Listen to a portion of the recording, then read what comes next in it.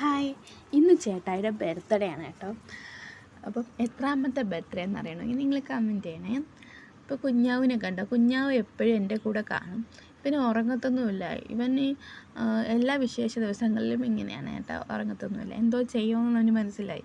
അതാണ് പുള്ളിക്കാരൻ ഉറങ്ങാത്തത്. അവന് അടയ്ക്കാനും തുറക്കാനും ഈ ആഘോഷങ്ങളൊക്കെ ഭയങ്കര ഇഷ്ടമുള്ള കൂട്ടത്തിലാണ്. അപ്പം ചേട്ടായിനെ വിളിക്കാൻ വേണ്ടിയിട്ട് ഞങ്ങളിങ്ങനെ കുറേ നേരം വിളിച്ചിട്ടാണ് ചേട്ടായി എണ്ണീറ്റത്. ചേട്ടായി ആണെങ്കിൽ ഉറങ്ങിക്കഴിഞ്ഞാൽ പിന്നെ എണ്ണിക്കത്തില്ല. കുറേ നേരം ഞാൻ തട്ടി വിളിച്ചപ്പോൾ എണ്ണീറ്റ്. അപ്പോൾ എണ്ണീറ്റ ഉടനെ പുള്ളിക്കാരൻ ഇതെന്തോ സംഭവം എന്ന് പറഞ്ഞുകൊണ്ട് അന്തം വിട്ട് എണ്ണിക്കുക ഒരത്ഭുതത്തോടെ. അപ്പം ഞാൻ പറഞ്ഞു ഞാനും കുഞ്ഞാവും കൂടെ ഹാപ്പി ബർത്ത്ഡേ സോങ്ങൊക്കെ പാടി പുള്ളിക്കാരനെ സന്തോഷിപ്പിച്ചു. അങ്ങനെ ഞങ്ങൾ കേക്കൊക്കെ മുറിച്ച് ഞാൻ പറഞ്ഞു ഞാൻ തന്നെ ഉണ്ടാക്കിയ കേക്കാണ് എന്നൊക്കെ പറഞ്ഞ് ചേട്ടായിയുടെ ബർത്ത്ഡേക്ക് വേണ്ടിയിട്ട് 2 മാസം മുമ്പേ ഞാൻ ഓരോ വീഡിയോസും കാണാൻ തുടങ്ങി. ഓരോ വീഡിയോസ് കണ്ട് അതിൻ്റെ ഓരോ ഐഡിയകളൊക്കെ ഇങ്ങനെ എടുത്തു വയ്ക്കുമായിരുന്നു. ഞാൻ വെച്ച് ഈ ഗിഫ്റ്റൊക്കെ പിന്നാട്ട ഉണ്ടാക്കി പിന്നാട്ടയ്ക്കകത്ത് വെച്ച് കൊടുക്കാം, ഇങ്ങനെ അടിച്ച് പൊട്ടിച്ചിട്ട് എടുക്കുമ്പോൾ സർപ്രൈസിങ് വീഡിയോസ് അല്ലേ, അതേക്കുറിച്ച്. പക്ഷെ അതിന് സമയം കിട്ടിയില്ല കേട്ടോ. പിന്നെ എല്ലാ ഗിഫ്റ്റെല്ലാം കൂടെ ഒരു ബോക്സിൻ്റെ അകത്ത് ആക്കി കൊടുക്കാമെന്ന് വിചാരിച്ചു. അങ്ങനെ ഗിഫ്റ്റെല്ലാം കൂടെ ഒരു ബോക്സിനകത്താക്കി അങ്ങനെ ഗിഫ്റ്റ് കൊടുക്കാൻ തുടങ്ങിയപ്പോൾ എന്തുവാ, കുഞ്ഞാവ് സമ്മതിക്കത്തില്ല. അവൻ്റെ അച്ചാച്ചന് കൊടുക്കാൻ സമ്മതിക്കത്തില്ല. അപ്പോൾ അവന് തന്നെ ആദ്യമേ കൊടുക്കണം, പിച്ചി പറിക്കണം എന്നൊക്കെ പറഞ്ഞ് ബാക്കിളം വെച്ച്. അപ്പം ഞാനാണെങ്കിൽ ചേട്ടായിയുടെ കയ്യിലും കുഞ്ഞാവിൻ്റെ കയ്യിലും കൂടെ കൊടുത്ത്. അപ്പം ചേട്ടായി അടപ്പ് തുറക്കുന്നതിന് മുമ്പേ കുഞ്ഞാവും എല്ലാം അടപ്പെല്ലാം തുറന്ന് ഏതാന്നൊക്കെ പിച്ചി പറിച്ച് നോക്കി. എന്നിട്ട് അതിൻ്റെ അകത്ത് ഒരു സംഭവം ഉണ്ടായിരുന്നു.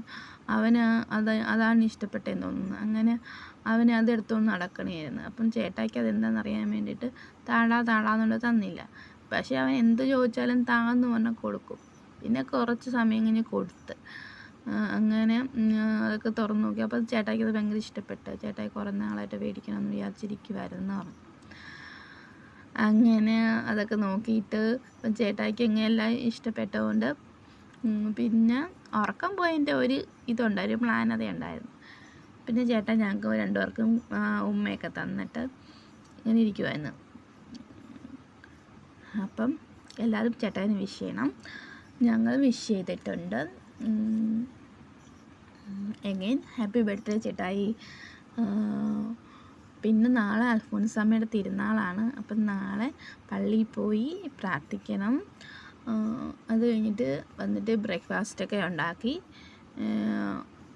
ഉണ്ടാക്കണം. പിന്നെ ഉച്ചയ്ക്ക് ചെറുതായിട്ടൊരു ചെറുതായിട്ട് ചോറും കൂട്ടാനൊക്കെ വെക്കുന്നുള്ളൂ കേട്ടോ. പിന്നെ വൈകിട്ട് പുറത്ത് പോകാനൊരു ഐഡിയ ഉണ്ട്. പോവുകയാണെങ്കിൽ ഞങ്ങൾക്ക് അതിൻ്റെ വീഡിയോസൊക്കെ ഇടാം കേട്ടോ. പിന്നെ ഇനി എന്തുവാ, പിന്നെ ഒന്നുമില്ല. ബർത്ത്ഡേ ആയിട്ട് ഇങ്ങനെ സന്തോഷിച്ച് ഇരിക്കുകയാണ് എല്ലാവരും വിളിച്ച് വിഷ് ചെയ്തു. അമ്മയും എല്ലാവരും വിളിച്ച് രാത്രി 12 മണിക്ക് തന്നെ എല്ലാവരും വിളിച്ചായിരുന്നു. ഞാൻ സത്യം പറഞ്ഞാൽ ഇതൊക്കെ നേരത്തെ പറഞ്ഞു വെച്ചിട്ടുണ്ടായിരുന്നു. രാത്രി 12 മണിയാകുമ്പോൾ അമ്മയും അച്ഛനും വിളിക്കണം, ചേച്ചിയും വിളിക്കണം, അങ്ങനെയൊക്കെ ഞാൻ പറഞ്ഞിട്ടുണ്ടായിരുന്നു. അപ്പോൾ അവരൊക്കെ അങ്ങനെ വിളിച്ചു. പിന്നെ എന്തുവാ, അങ്ങനെ ഇരിക്കുക.